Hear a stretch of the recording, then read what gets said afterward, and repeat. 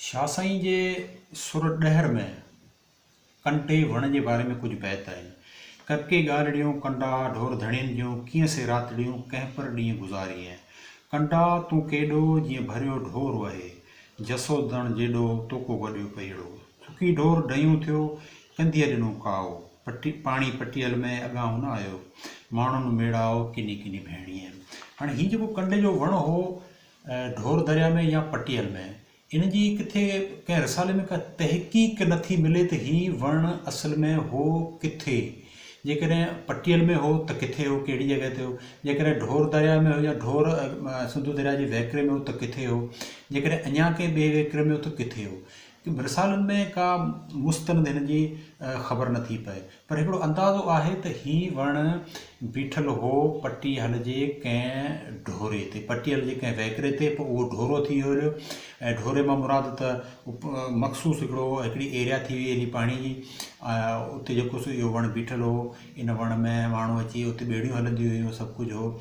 असांजे वॾड़नि इन वण जा आसार ॾिठा हुआ ऐं उहा जेका एरिया ॿुधाई अथनि उहा एरिया आहे गोलाची खां जेको गरेड़ी रस्तो वञे थो ऐं गरेड़ी खां ओर ते गोलाची खां परियां, यानी इन विच में जेका द झोल आहे, झोल जो मक़सदु इहो आहे। जॾहिं अंग्रेज़नि इहा सर्वे कई हुई त उन्हनि नालो पुछियो त हिन एरिया जो नालो कहिड़ो आहे। इन एरिया खे जॾहिं इहो ऋण हो तॾहिं झोल चवंदा हुआ।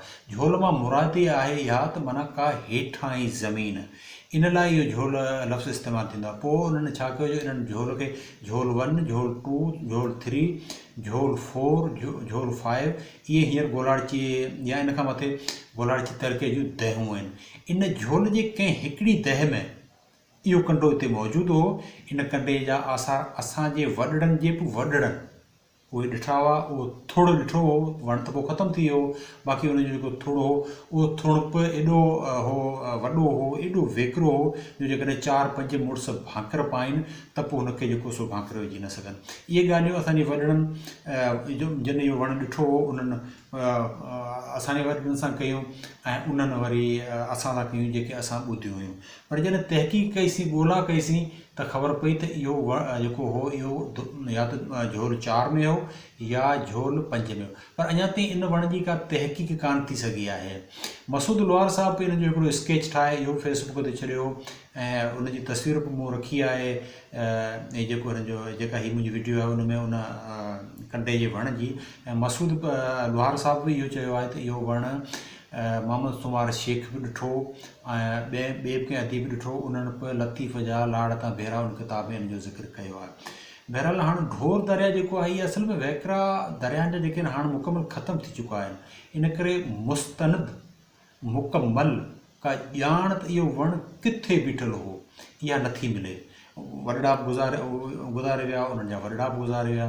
त मुंहिंजी हिन वीडियो जो मक़सदु ई इहो आहे रखण जो त अगरि हिन वण जे बारे में जेको लतीफ़ साईं जा 5-8 बैत ॿिया बि आहिनि इन वण जे बारे में, हिते आयो आहे, हिते फ़क़ीर दोदे नोड़ी जी पुछा कई अथसि, उन सां मिलण जो इज़हार कई आहे। फ़क़ीर दोदे नोड़ी जी वीडियो ऐं जेका उनजो लतीफ़ साईं सां कहिड़ो तइल्लुक़ हो, कीअं हो, छा हो, कीअं पाण में मिलिया।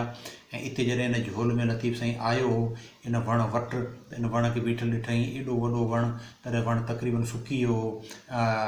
पोइ उन सां बि मुखातिब थी ऐं जसोदण जेको उनजो हुकुमरान हो या उते जेको माण्हू हो उन सां उनजे बारे में वण खां पुछईं आहे त तूं कीअं सुकाएं पोइ ढोर कीअं सुको। पटियल जो जेको वहकिरो आहे उहो गोलाची मां सऊं सूधो मौजूदु आहे ऐं पटियल दह पाए गोलाची तालके जी। पर असल में मुंहिंजी हिन वीडियो जो रखण जो मक़सदु इहो आहे त दोस्तनि खे गुज़ारिश कजे त इन बारे में अगरि का मालूमात कंहिं दोस्त वटि आहे त महिरबानी करे शेयर करे, त जीअं वधीक हिन ते तहक़ीक़ करे सघे। दोस्तो अस्सलाम वालेकुम।